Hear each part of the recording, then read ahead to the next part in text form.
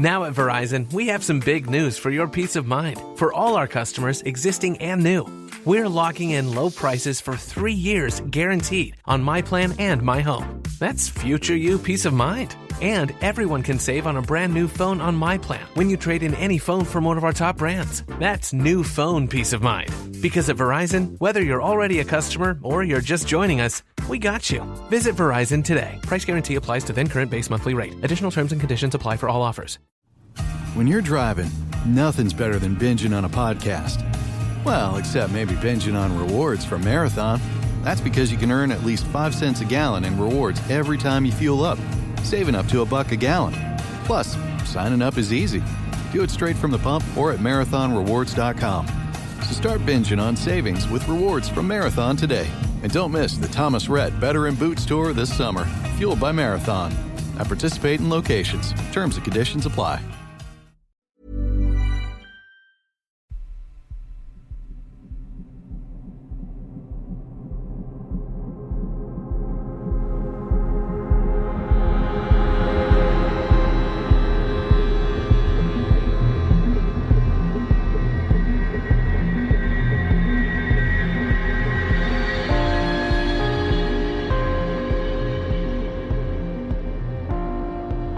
And welcome to mini episode number 453 of Real Life Ghost Stories.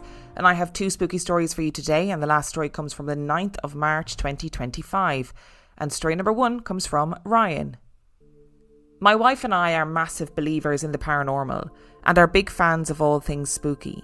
And we were excited when my wife came across a ghost investigation event at Fort Horsted in Chatham, starting at 8 p.m. and ending at 2 a.m. Being locals, we instantly jumped at the chance and bought tickets. Fort Horsted is named after a Saxon king called Horsa and is one of 5 forts built in the 1800s to help protect Chatham's eastern and southern approaches, and has seen its fair share of action throughout the world wars. The night started off with a warm welcome from our guides, with free hot drinks, snacks and a debrief on the investigation before heading back into the main entrance of the fort to take part in a protection prayer. Admittedly, my wife and I are not overly religious, but we believe in protecting ourselves from any negative energies. We also did a closing prayer at the end of the investigation before leaving the fort. Everyone on the investigation was split into 2 groups. My wife and I were in group 1, and then our dedicated guides would lead our groups to different sides of the fort. The first 2 rooms we investigated was the first time I experienced the icy chills that I have heard about on so many ghost hunting shows. And I can confirm that it's exactly how it's described. The night was already quite cold, seeing as though it was about 9 p.m. on a Friday night. But the feeling of something you can't see going past you was so strange. I made sure there were no drafts coming in from where I was standing, but the fact that this icy cold breeze would brush past and then lift again, it was something I hadn't experienced before, that's for sure. Throughout the night we used a REM pod and 4 EMF detectors, which we got a lot of responses through, especially when we were feeling the icy chills, which made the experience more compelling. Our guide was using the Spirit Talker app, which I'll admit I'm a bit on the fence with, as I don't always trust apps to be accurate. I would have preferred an actual spirit box or Ovulus, though when trying to contact the spirit of an army officer, I was told to go away via the Spirit Talker app, which I thought was pretty funny, as that was a very officer response. In one of the rooms, I did hear what sounded like 2 distinct knocks on one of the brick walls, and I was aware of where everyone was standing when this happened. And we were all in the middle of the room joining hands as we were all in the middle of a seance. A couple of us heard what sounded like 2 distinct booming sounds, similar to that of heavy doors closing, which was unlikely as we were far away from the main fort entrance and were locked in for the night, or possibly gunfire. And I later learned that the fort was used during World War II and residual anti-aircraft fire has been reported. We all got a chance at using this kind of ultrasound gun, I can't remember the actual name of the equipment, which we listened through headphones while walking down one of the corridors in the pitch black. When it was my turn, I asked my wife to come out with me, which then led to 3 other ladies joining us, who all gathered behind me. I personally didn't hear anything, but both my wife and I did see what looked like two white misty shapes. The one on our left was tall and the other was smaller, reminiscent of an adult with a child. I'll admit I'm not sure if we saw something or if it was power of suggestion, as others had claimed to see the same thing just before we stepped out to have a look. Nevertheless, it was still incredibly creepy. Anyway, we reached the final hour of the investigation and we are all given the opportunity to go off and do more investigating in smaller groups. So my wife and I joined the same ladies that followed us out into the dark corridor earlier. We ended up at the top of the stairs that take you to the other side of the fort. And we were talking to who we believed was the spirit of a little girl whose name we didn't learn, and the spirit of a man who came through as Walter. It seemed like the spirits wanted us to go back down those steps, as we received responses such as "come inside" and "follow." At least this is what led us to believe that, but we stayed where we were, as we had already been up and down those steps earlier in the night, and they were knackering to say the least. There were candles on the steps, put there by our guides for our safety when walking down them.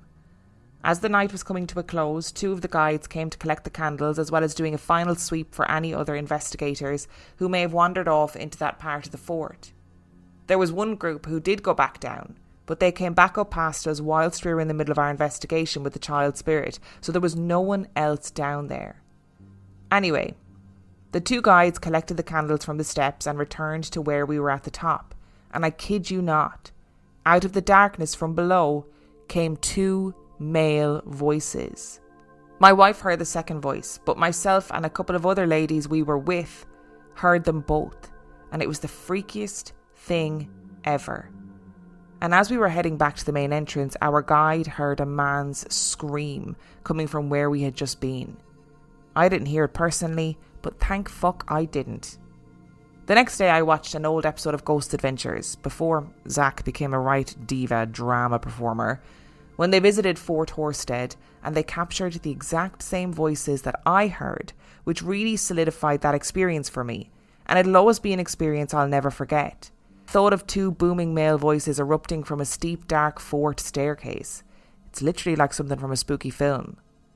Of course, this is all an abbreviated version of the night's events, as there were other small things that happened, but they didn't match the creepiness of the things that I've just mentioned. So for my closing thoughts on this whole experience, I loved every minute of it. And safety in numbers has become my new favourite saying.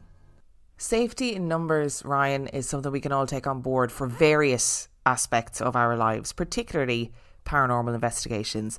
And I would like to harken back to that time that Kev from Dark Paranormal and We Need to Talk About Ghosts, we went and did a paranormal investigation in Ye Old King's Head, and I made him sleep in the same room as me that night because I was so afraid. That, my friends, was safety in numbers. I also slept in like a camp bed and made Kev sleep in the terrifying, spooky 4-poster bed of Vintage Nightmares. So Kev, if you're listening, I'm sorry, but I'm also not sorry, because as Ryan says, safety in numbers. I did just Google this as well, and Fort Horstead is only like half an hour drive away from me, and it's really difficult to say Fort Horstead. I don't know why that's so hard to say, but whatever way those words combine together, my mouth cannot get around them, and I find it really difficult. Just wanted to put that out there.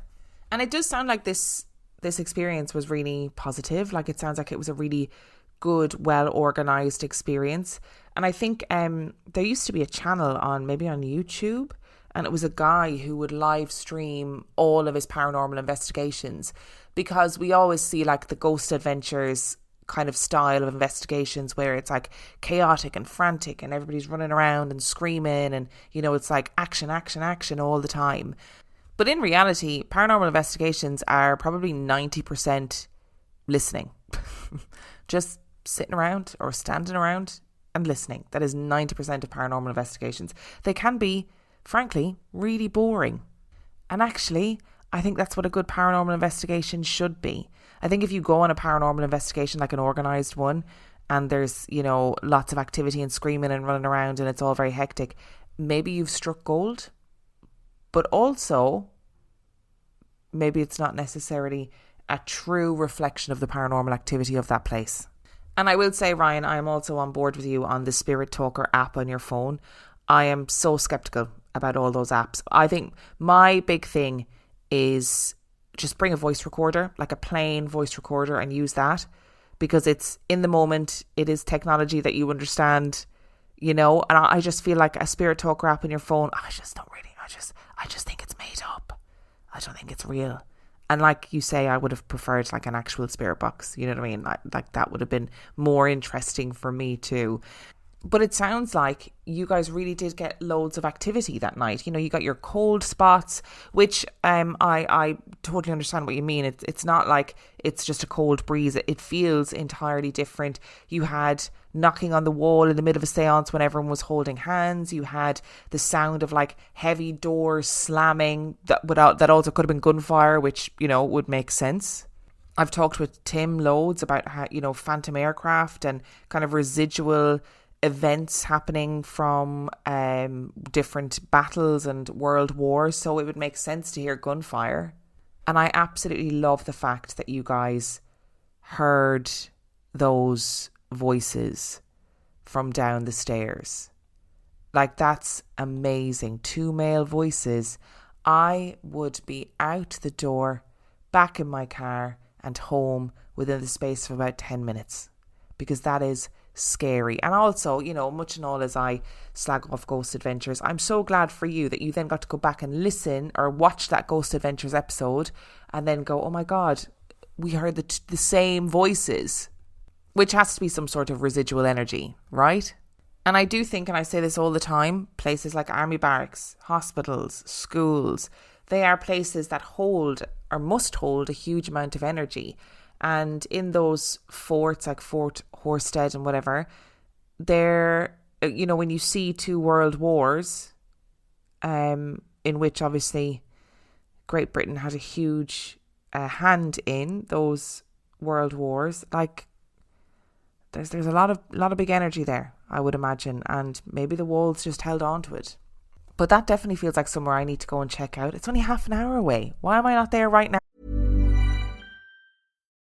Hi, I'm Adam Grant, host of the podcast Work Life. For over 20 years, Paylocity has been simplifying work with innovative solutions that teams love, like on-demand payment, which offers employees access to wages prior to payday, flexible time tracking features, which enable staff to clock in and out through their mobile device, and numerous other cutting-edge solutions that simplify collaboration across HR, finance, and IT. Learn more about how Paylocity can help streamline work and enhance business outcomes for your organization at paylocity.com/simplified. Now at Verizon, we have some big news for your peace of mind. For all our customers, existing and new, we're locking in low prices for 3 years guaranteed on My Plan and My Home. That's future you peace of mind. And everyone can save on a brand new phone on My Plan when you trade in any phone from one of our top brands. That's new phone peace of mind.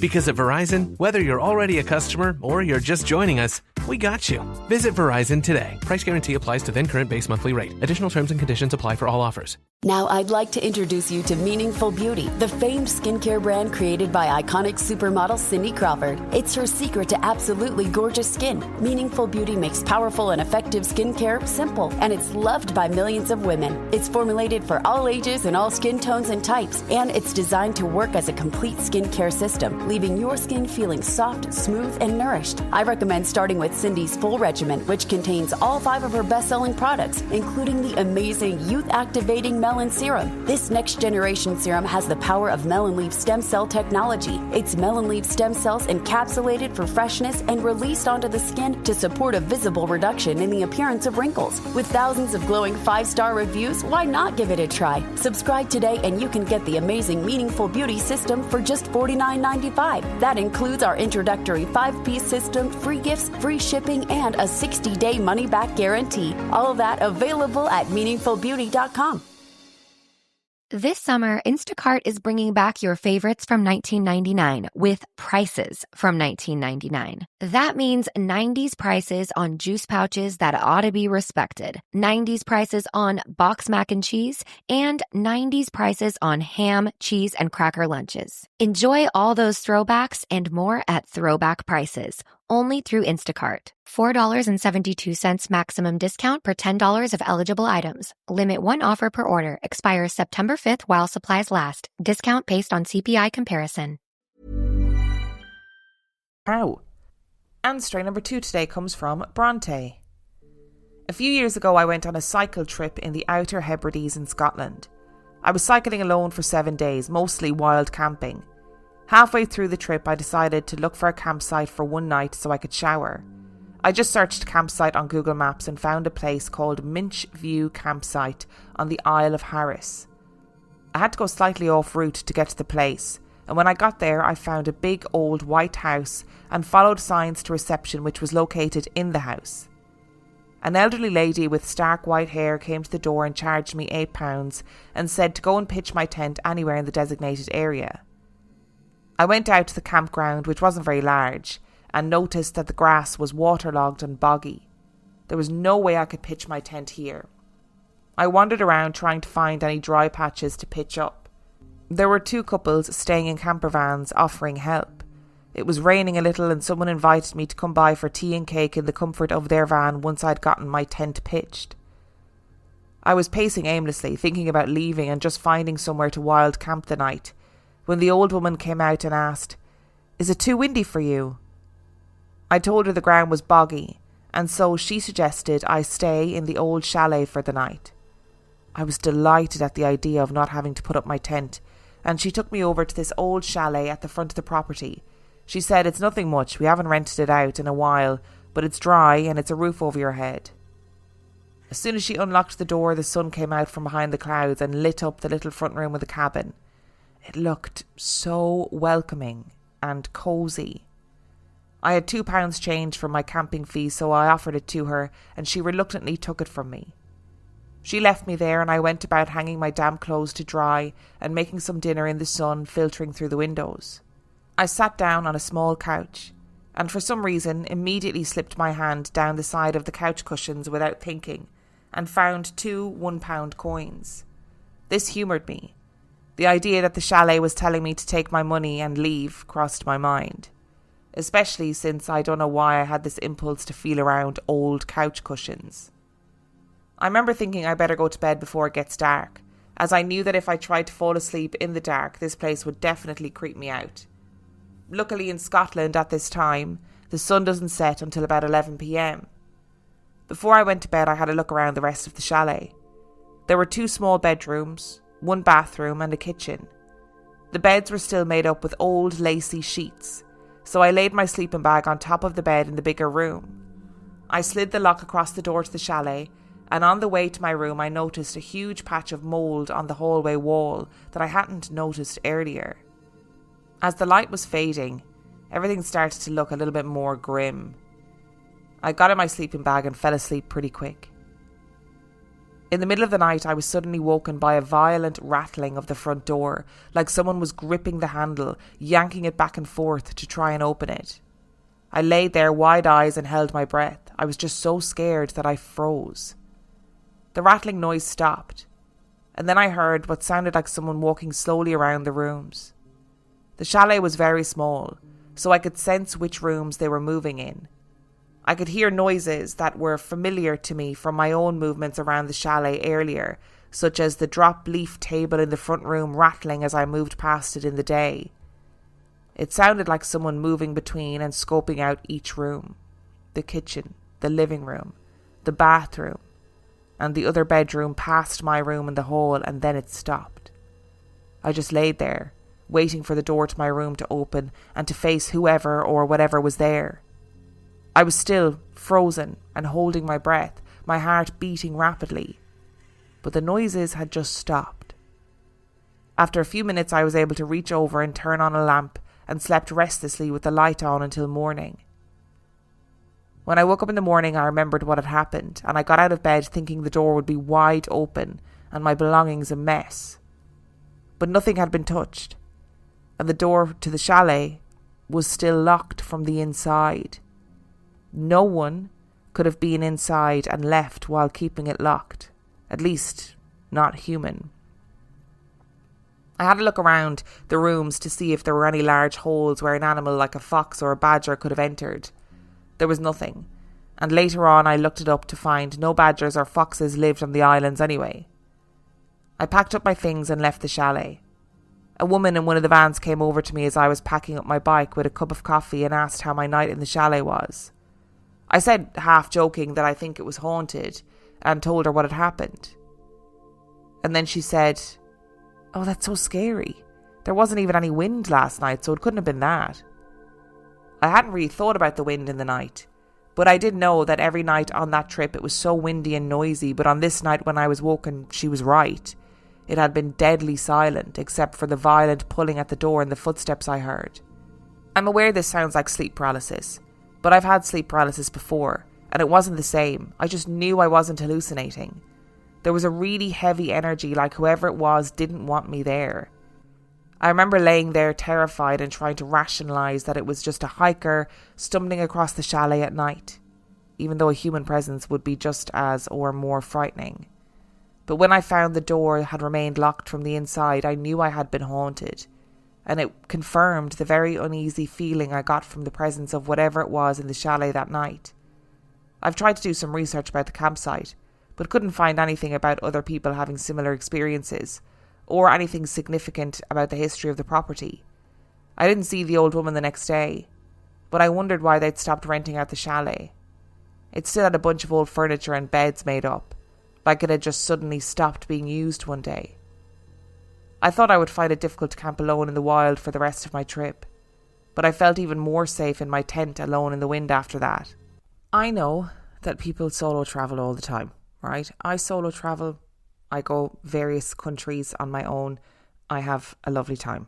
However, I will forever commend people who do solo camping trips, solo, bike trips. That's a whole other level of bravery. And I don't just necessarily mean bravery as in like, oh my God, you're so brave taking that risk. It's the bravery of just being out in the elements and thinking, you know what, I might end up pitching a tent in the spills of rain in a storm, but I'm just going to have to get on with it. That's incredible. I also love the fact that the old woman wasn't there the next day, or like you didn't get the chance to see her. I'd love for you to met somebody else and you were like, oh, I'm just looking to speak to the old woman that I spoke to yesterday. And they're like, there hasn't been an old woman here for 20 years. And obviously there's all those unanswered questions. Do you know what I mean? Like, is the reason that they don't use the chalet anymore because the chalet was haunted or people were complaining about the chalet? Because it's an extra way to make money, isn't it? If you're running a campsite and you've got this little chalet, people could obviously pay a little bit more to stay in the chalet. And when people are camping and hiking and whatever, they're not particularly particular, as it were, about, fancy things in the chalet. Just a bed and a roof and, some shelter is all you're really looking for. So why would you cut out that source of income and not use it? Is it because people were complaining about stuff that was happening at nighttime?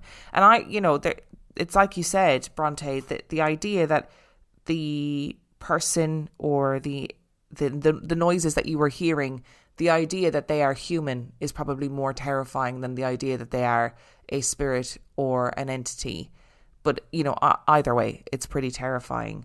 But it sounds like this was something, maybe something residual, something that was redoing a pattern or a routine that they did while they were alive. And obviously you're lying there listening to it, terrified. I mean, the door rattling is terrifying because you'd be thinking, oh my God, somebody's trying to get in. Hearing somebody walk from room to room. And why didn't it, whatever it was, step into your room? Why did it stop before it got to your room? Is that because in some way it knew that you were in there and therefore didn't want to scare you any more than it already did? Is it because you instinctively knew that that room was a safer room to sleep in, so therefore, without even realising it, you slept in a safer room that wasn't going to be disturbed in the night? So many questions. So many questions. Thank you so much for listening to today's episode. Thank you to Ryan and Brontë for sending in your stories. Remember, the last story came from the 9th of March 2025. And if you'd like to send in your story, you can do so by emailing it to reallifeghoststoriespodcast@gmail.com. You can also check out the website at reallifeghoststoriespodcast.com. And if you are desperate for some extra content, you can subscribe to the Patreon. That is patreon.com/reallifeghoststories, where for $5 a month or $2 a month, you can get access to heaps of extra content, as well as every single main and mini episode completely ad-free. And on that note, I shall see you next time. Now at Verizon, we have some big news for your peace of mind. For all our customers, existing and new, we're locking in low prices for 3 years guaranteed on My Plan and My Home. That's future you peace of mind. And everyone can save on a brand new phone on My Plan when you trade in any phone from one of our top brands. That's new phone peace of mind. Because at Verizon, whether you're already a customer or you're just joining us, we got you. Visit Verizon today. Price guarantee applies to then current base monthly rate. Additional terms and conditions apply for all offers.